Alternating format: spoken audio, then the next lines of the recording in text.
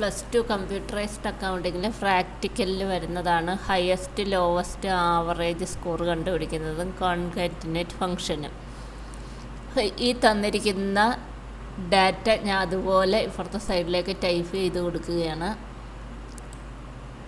Type ചെയ്ത് കൊടുത്തിട്ട് ഞാൻ അതിന് ബോർഡറും കൂടെ സെറ്റ് ചെയ്ത് കൊടുക്കുന്നു.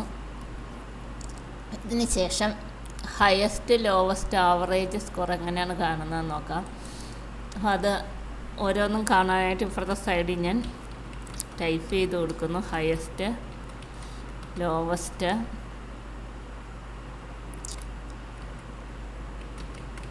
ആവറേജ്. ഹയസ്റ്റ് കാണാനുള്ള ഫംഗ്ഷൻ എന്ന് പറയുന്നത് മാക്സിമം എന്ന ഫംഗ്ഷനാണ്. ഈസിക്കൽ ടു മാക്സ് എന്ന് ടൈപ്പ് ചെയ്യുക, ബ്രാക്കറ്റ് ഓപ്പൺ ചെയ്യുക. അപ്പോൾ തന്നെ അതിൻ്റെ സിൻടാക്സ് ഇവിടെ വരും. ഇവിടെ തന്നിരിക്കുന്ന സ്കോറിൽ മാക്സിമം സ്കോർ, അതായത് ഏറ്റവും കൂടുതൽ സ്കോറ് എത്രയാണെന്നാണ് നമുക്ക് കണ്ടുപിടിക്കാനുള്ളത്. അപ്പോൾ സ്കോർ കൊടുത്തിരിക്കുന്ന അത്രയും സെല്ലുകൾ മാത്രം സെലക്ട് ചെയ്യുക. B2 മുതൽ H2 വരെ നമ്മൾ സെലക്ട് ചെയ്യുന്നു, ബ്രാക്കറ്റ് ക്ലോസ് ചെയ്യുന്നു, എൻ്റർ അടിക്കുക.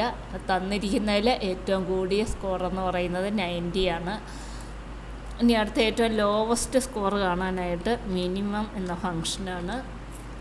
മിൻ എന്നടിച്ചിട്ട് ബ്രാക്കറ്റ് ഓപ്പൺ ചെയ്യുക. നേരത്തെ പോലെ തന്നെ സ്കോർ കൊടുത്തിരിക്കുന്ന അത്രയും സെല്ലാണ് നമ്മൾ സെലക്ട് ചെയ്യുന്നത്. മൗസ് ഉപയോഗിച്ച് സെലക്ട് ചെയ്യുക. B2 മുതൽ H2 വരെയാണ് സെലക്ട് ചെയ്തിരിക്കുന്നത്. ബ്രാക്കറ്റ് ക്ലോസ് ചെയ്യുക, എൻ്റർ അടിക്കുക.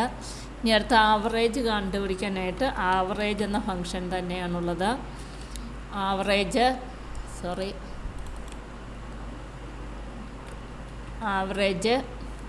ബ്രാക്കറ്റ് ഓപ്പൺ ചെയ്യുക.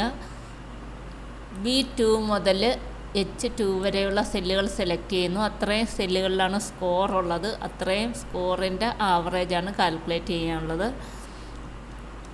ബ്രാക്കറ്റ് ക്ലോസ് ചെയ്യുക, എൻ്റർ അടിക്കുക. അപ്പോൾ ആവറേജ് നമുക്ക് കിട്ടി 71.57 എന്ന് നമുക്ക് ആൻസർ കിട്ടി. അടുത്തത് കൺകാറ്റിനേറ്റ് ഫംഗ്ഷൻ ഉപയോഗിച്ച് ചെയ്യാനാണ്. ഇവിടെ തന്നിരിക്കുന്ന ഡാറ്റ അതുപോലെ നമ്മൾ ഇങ്ങോട്ട് ടൈപ്പ് ചെയ്യുന്നു. ഇവിടെ A1ലും A2ലും A1 തൊട്ട് E2 വരെയാണ് കൊടുത്തിരിക്കുന്നത്. ഞാൻ കുറച്ച് താഴേക്കാക്കി ടൈപ്പ് ചെയ്യുകയാണ്. A7 തൊട്ട് E8 വരെയാണ് ഞാൻ ടൈപ്പ് ചെയ്തിരിക്കുന്നത്.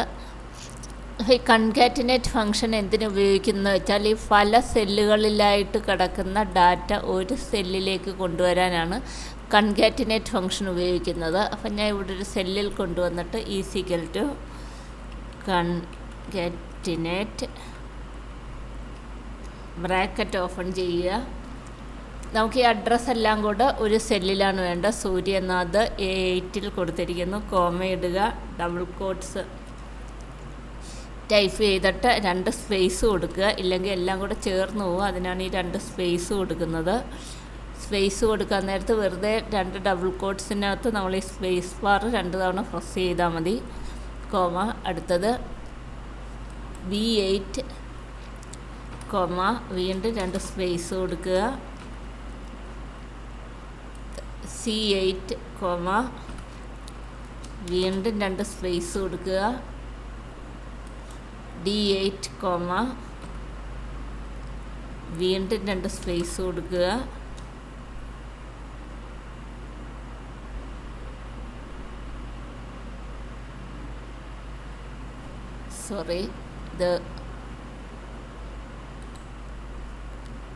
ഇവിടെ സ്പേസ്